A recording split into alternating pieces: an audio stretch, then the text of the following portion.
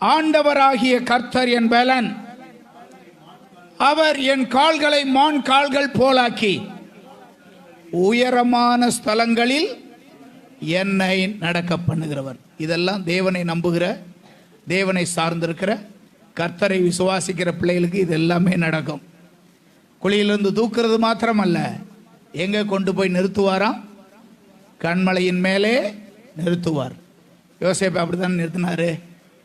ஜனத்தாலே புறக்கணிக்கப்பட்ட, குடும்பத்தாலே புறக்கணிக்கப்பட்ட இவனை ஆண்டவர் அப்படிதான் நிறுத்தினார். தாவீது குடும்பத்தாலே புறக்கணிக்கப்பட்டவனாக இருந்தாலும் அவனை ஒரு நாள் கொண்டு போய் கர்த்தர் அப்படித்தான் நிறுத்தினார்.